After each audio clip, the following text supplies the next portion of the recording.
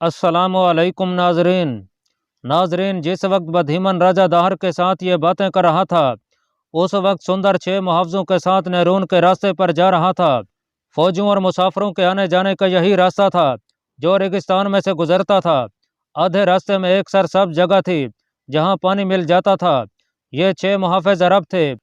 5 मोहम्मद बिन कासिम की फौज के तजर्बेकार सिपाही थे और छठा हारिस सलाफी का भेजा हुआ आदमी था जो अरसे से यहाँ रहने की वजह से यहाँ की ज़बान बोल सकता था।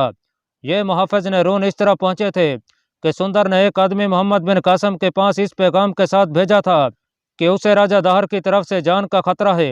हज्जाज बिन यूसुफ ने मोहम्मद बिन कासिम को इतला दे दी थी कि नैरून के हाकिम सुंदर ने इताअत कबूल कर ली है, इसलिए उसे तहफ़्फ़ुज़ दिया जाए और शहर के लोगों की जानो माल और इज़्ज़त का ख्याल रखा जाए। सुंदर का यह मुतालबा अभी पूरा नहीं किया जा सकता था कि मोहम्मद बिन कासिम अपने 1-2 दस्ते नैरून भेज दे। मोहम्मद बिन कासिम को बतरीज आगे बढ़ना था। उसने अलाफी के साथ खुफिया रब्ता रखा हुआ था। उसने उससे पूछा कि उसे क्या करना चाहिए।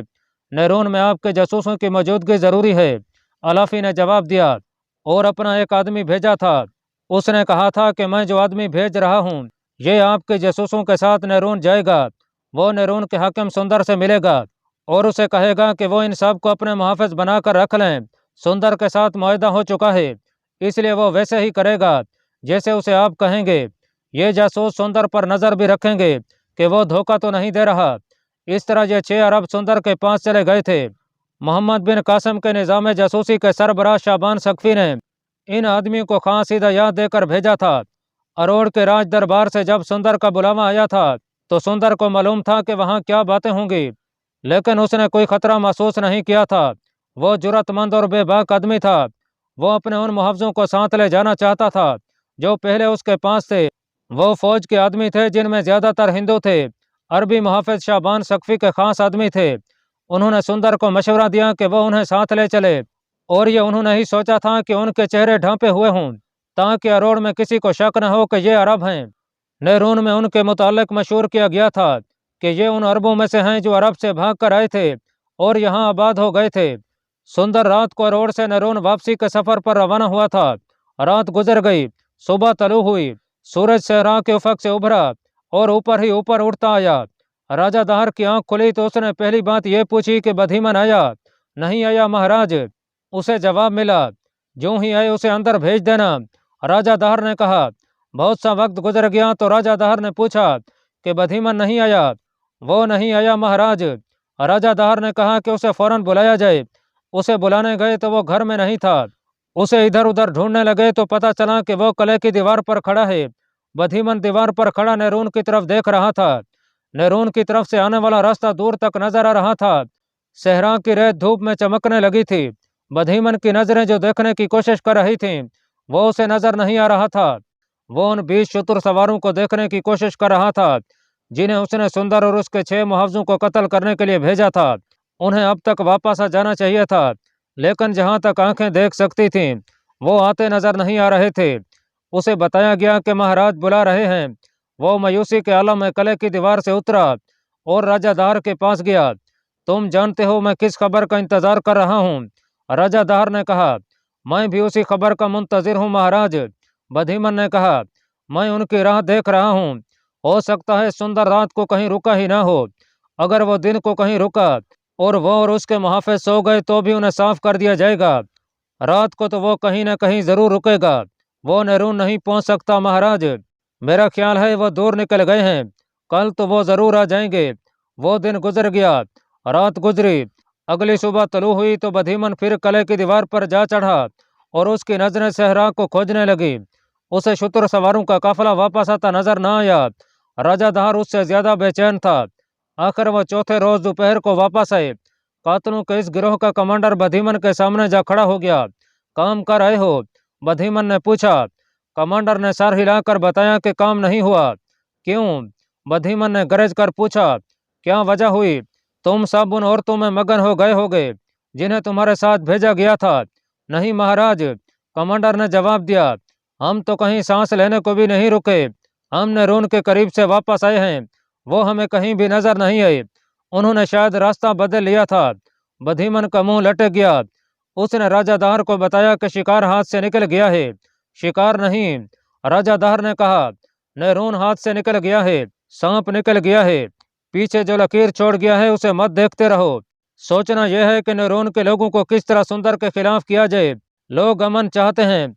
इस शख्स ने लोगों के जहनों में मालूम नहीं क्या डाल दिया है कि वो बुज़दिल हो गए हैं और उसी की सुनते हैं और उसी की बात को सच मानते हैं। कुछ करेंगे महाराज, बधीमन ने कहा। कब करोगे? राजा दाहर ने कहा, मालूम होता है तुम्हारी अक्ल जवाब दे गई है और मेरे दिल पर वैसे ही एक वहम बैठ गया है कि मैंने सुंदर को नैरून की हकमियत से सबक दोष किया तो शायद आसमान गिर पड़ेगा। मैं उसे उसके घर में कत्ल करा दूंगा। ये ना हुआ तो मैं उसे वापस बुला लूंगा। अगर उसने नैरून ना छोड़ा तो मैं उसके खिलाफ फौजी कार्रवाई करूंगा। आप कुछ भी ना करें तो बेहतर है। बधीमन ने कहा, हालात हमारे हक में नहीं, दुश्मन तूफान की तरह आ रहा है। कहीं ऐसा ना हो कि आपका जबर बगावत की आग भड़का दे। हमें अब जो भी कार्रवाई करनी है सोच समझ कर करनी है। महाराज अपनी गलती की सजा भुगत रहे हैं। एक तरफ बुद्धों को आपने इतना ज्यादा दबा कर रखा हुआ है कि उनकी इबादत गाहों पर पाबंदी आयद कर दी है और दूसरी तरफ बुद्धों को ही शहरों का हाकिम बना दिया। देख लें कितने शहरों के हाकिम बुद्ध हैं। अगर साहब ने सुंदर शमनी जैसा रवैया इख्तियार कर लिया तो हमारे लिए मुश्किल पैदा हो जाएगी। अभी नैरून की बात कर। राजा दाहर ने कहा, अगर अरबी फौज दीबल से आगे बढ़ी तो नैरून को अड्डा बना लेगी। बधीमन गहरी सोच में गुम हो गया। राजा दाहर कुछ न कुछ बोलता रहा और बधीमन जैसे उसकी सुन ही ना रहा था। नाजरीन, उस वक्त जब राजा दाहर और उसका वजीर बधीमन नैरून के मसले में उलझे हुए थे, सुंदर नैरून में जिंदा और सलामत बैठा था।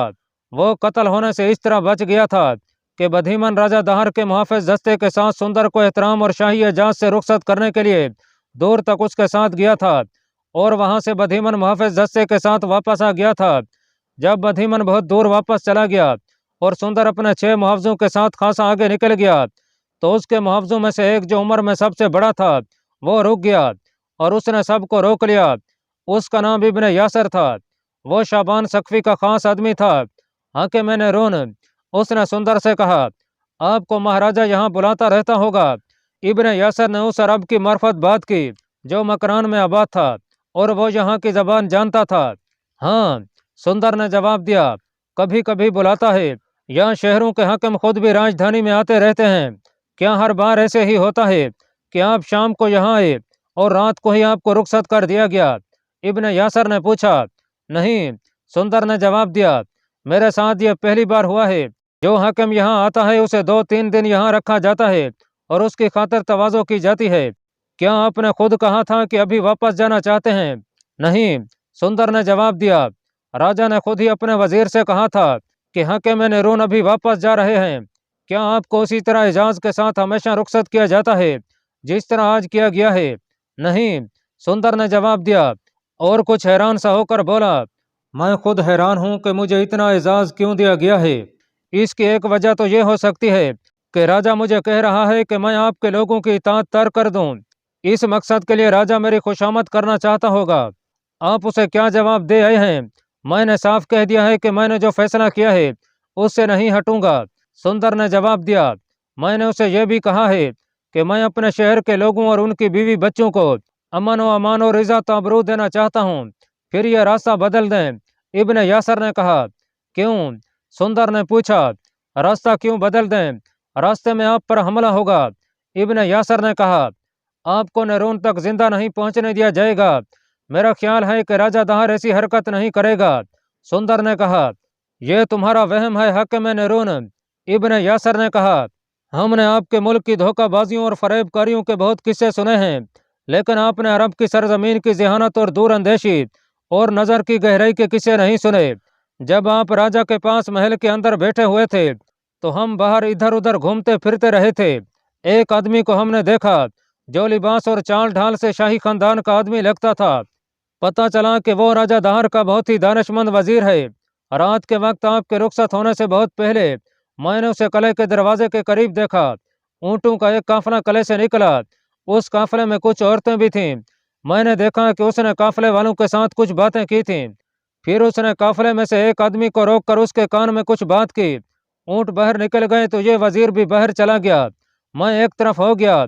उसका अंदाज बता रहा था कि यह कोई खास मामला है। وہ واپس آیا تو دیکھا کہ محل کے محافظوں کو تیار کر رہا تھا۔ پھر جب دیکھا کہ یہ محافظ ہمارے ساتھ جا رہے ہیں اور پھر انہوں نے دور جا کر آپ کو سلامی دی تو مجھے کچھ شک ہوا۔ میں نے آپ سے اتنے زیادہ جو سوال کیے ہیں یہ اسی شک کی بنا پر کیے تھے۔ مجھے یقین ہو گیا ہے کہ اونٹوں کا جو قافلہ ہمارے آگے آگے روانہ کیا گیا ہے وہ کوئی عام لوگ نہیں تھے بلکہ فوج کے خاص آدمی تھے۔ یہ میرا پختہ قیاس ہے کہ راستے میں ہم پر حملہ ہوگا۔ میں تمہاری بات پر یقین کر لیتا ہوں، سندر نے کہا، کیونکہ وجوہات ایسی ہیں کہ ایک نہ ایک دن مجھے قتل ہونا ہی ہے۔ راستہ بدل لو۔ راستہ ہمیں آپ ہی بتا سکتے ہیں، ابن یاسر نے کہا، ہم تو یہاں اجنبی ہیں۔ ایک راستہ ہے، سندر نے کہا، وہ دراصل راستہ نہیں، ادھر سے اگر ہم جائیں تو نیرون جلدی پہنچیں گے، لیکن بڑا ہی مشکل راستہ ہے، بھٹکنے کا خطرہ بھی ہے، کیونکہ مٹی اور ریت کی گھاٹیاں ٹیلے اتنے زیادہ ہیں کہ ان میں سے گزرتے یہ خطرہ ہوتا ہے کہ گھومتے مڑتے کہیں واپس ہی نہ چل پڑیں۔ آگے کچھ علاقہ دلدلی ہے۔ جیسا بھی ہے، ابن یاسر نے کہا، ہم اسی طرف چلیں گے۔ اس طرح سندر اپنے عربی محافظوں کے ساتھ دشوار گزار علاقوں سے گزرتا زندہ اور سلامت نیرون جا پہنچا۔ چند دن گزرے ہوں گے کہ آدھی رات کے وقت نیرون کے لوگوں نے کسی لڑکی کی بڑی ہی بلند اور کرخت چیخیں سنی جو دل دہلا دینے والی تھیں۔ کئی لوگ گھروں سے باہر نکلے۔ یہ پتہ ہی نہیں چلتا تھا کہ جس لڑکی کی یہ چیخیں ہیں وہ کہاں ہے۔ لوگ ادھر ادھر بھاگ دوڑ کر لڑکی کو دیکھنے کی کوشش کر رہے تھے۔ کئی ایک گھبرائی ہوئی آوازیں سنائی دیں کہ اوپر دیکھو۔ لوگوں نے اوپر دیکھا تو رات کی تاریکی میں آگ کے 3-4 شعلے شہر کے اوپر بڑی تیزی سے چکروں میں اڑ رہے تھے۔ ان شعلوں سے شہر کے لوگوں میں بھگدڑ مچ گئی۔ زیادہ تر لوگ اپنے اپنے گھروں میں دبک گئے اور کچھ لوگ شہر سے باہر کو بھاگ اٹھے۔ نیرون کا حاکم سندر شمنی بھی جاگ اٹھا اور باہر آ کر اس نے شعلوں کو دیکھا۔ وہ چونکہ حاکم تھا، شہر کا امن و امان اور لوگوں کی حفاظت اس کی ذمہ داری تھی، اس لیے وہ کہیں پناہ لینے کی بجائے شہر میں آ گیا اور اوپر شعلوں کو دیکھنے لگا۔ شعلے شہر کے اوپر اڑ رہے تھے اور ان میں سے زناٹے دار آوازیں نکل رہی تھیں۔ کسی کو ہوش نہیں تھا کہ دیکھتا یہ کیا ہو رہا ہے۔ اس کے ساتھ شہر میں ہندوؤں کے جو مندر تھے ان میں بڑے بڑے گھنٹے اور گھنٹیاں بجنے لگیں۔ اس کے ساتھ ہی پنڈتوں نے سنکھ بجانے شروع کر دیے۔ گھنٹیوں کی آوازوں، سنکھوں کی بے سری اور چیخ نما آوازوں سے دہشت میں اضافہ ہو گیا۔ یہ خطرے سے بچنے کے لیے پنڈت بجا رہے تھے۔ یہ بھیانک سلسلہ کوئی 1 گھنٹہ جاری رہا۔ ہندو اپنے گھروں میں اپنی عبادت میں اور بدھ اپنی عبادت میں مصروف ہو گئے۔ سندر کے ساتھ اس کے محافظ بھی تھے۔ وہ اپنے گھر کی طرف چلا گیا۔ اس نے دیکھا کہ اس کے عربی محافظ اس کے محل نما مکان کے باہر کھڑے تھے۔ میرے دوستو، اس نے عربی محافظوں سے کہا، ہندو اور بدھ اپنی اپنی عبادت کر رہے ہیں اور اس آفت سے بچنے کی دعائیں مانگ رہے ہیں۔ تم اپنی عبادت شروع کر دو۔ معلوم نہیں یہ کیا آفت نازل ہو رہی ہے۔ تم اپنے طریقے سے اپنے خدا کو یاد کرو۔ مجھے ڈر ہے کہ ان میں آگ کا ایک بھی گولہ نیچے آ گیا تو شہر جل جائے گا۔ حاکم نیرون، ایک عربی محافظ نے کہا، ہمارا خدا ہمیں اس طرح نہیں ڈرایا کرتا۔ کیا تم دیکھ نہیں رہے کہ آفت آسمان سے آئی ہے؟ سندر نے ذرا غصے سے کہا۔ حاکم نیرون، ابن یاسر نے کہا، آپ اندر چلے جائیں۔ سندر ابھی اپنے گھر میں داخل نہیں ہوا تھا کہ لڑکی کی چیخیں بند ہو گئیں اور اس کے ساتھ ہی شعلے بھی غائب ہو گئے۔ کچھ لوگ رات کو ہی شہر کے سب سے بڑے مندر میں چلے گئے اور باقی صبح ہوتے ہی مندر کی طرف چل پڑے۔ مندروں کی گھنٹیوں، گھنٹے اور سنکھ ساری رات بجتے رہے تھے۔ شہر کا بڑا مندر ایک وسیع و عریض اور کم و بیش 10 گز اونچے چبوترے پر کھڑا تھا۔ مندر چبوترے کے درمیان میں تھا اور اس کے ارد گرد چبوترے پر بہت کھلی جگہ تھی۔ چبوترے پر چڑھنے کے لیے کئی ایک سیڑھیاں تھیں۔ صبح وہاں اس قدر ہندو اکٹھے ہو گئے تھے کہ سیڑھیوں پر چبوترے کے اوپر اور مندر کے اندر تل دھرنے کو بھی جگہ نہیں رہی تھی۔ ان لوگوں میں عورتیں بھی تھیں، بچے بھی تھے۔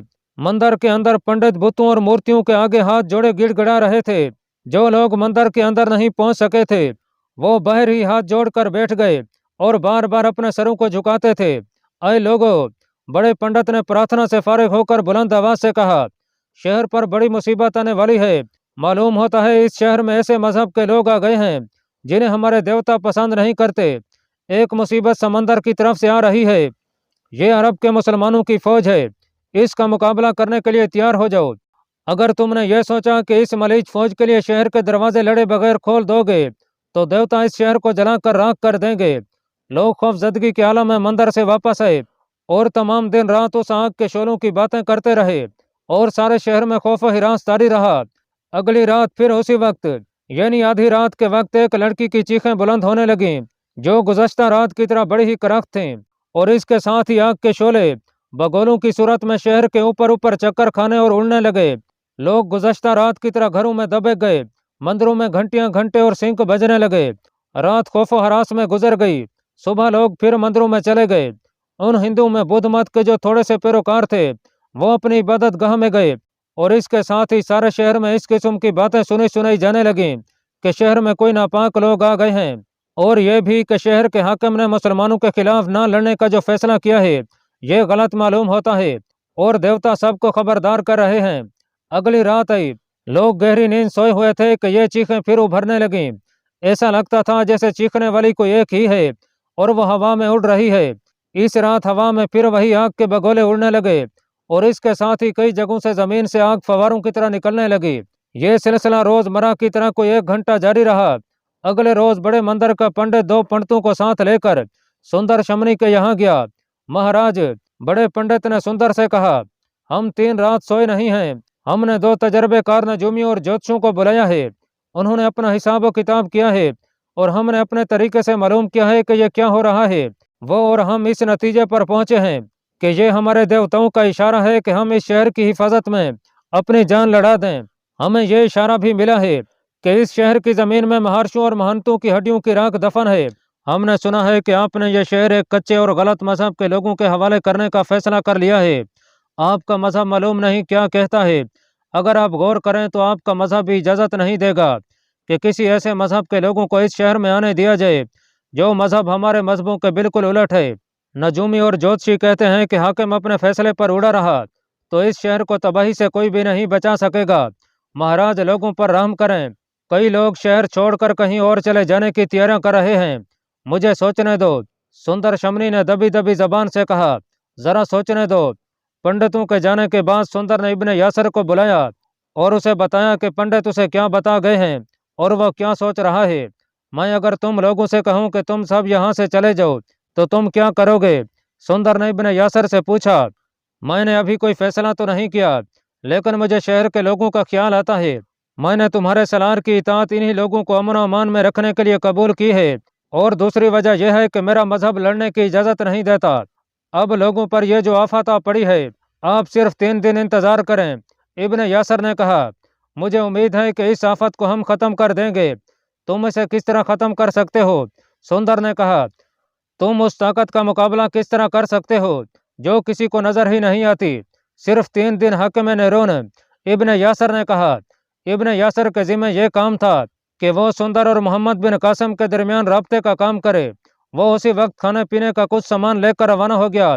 ये उन दिनों का वाक़या है जिन दिनों मोहम्मद बिन कासिम अरमन बेला में था और दीबल की तरफ कूच की तैयारियां कर रहा था। इब्ने यासर के सामने 100 मील से ज्यादा फासला था और उसके पास सिर्फ 3 दिन थे। वो अपने सरबराह शाबान सख्फी को नेरून की सूरत हाल बताने और रहनुमाई लेने जा रहा था। वो मान नहीं रहा था कि नेरून पर देवताओं का कहर नाजल हो रहा है। वो मुसलमान था और मुसलमान के लिए देवता कोई मायने नहीं रखते कि उनका वजूद है। वो दोपहर से कुछ पहले नेरून से निकला था और आधी रात से कुछ देर पहले मंजिल पर पहुंच गया। उसकी मंजिल उसकी तरफ बढ़ी आ रही थी। वो इस तरह के मोहम्मद बिन कासिम ने हुक्म दे दिया था कि अली सुबह तमाम फौज दीबल की तरफ कूच करेगी। कूच अंधाधुंध नहीं किया जाता था।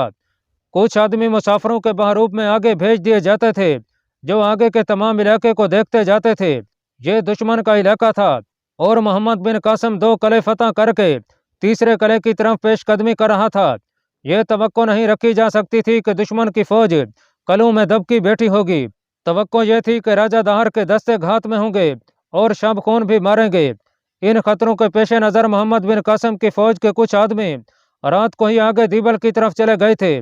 चूंकि जंगी लिहाज से यह इलाका नाजुक और खतरनाक था, इसलिए इन आदमियों के साथ शाबान सख्फी खुद साथ गया था।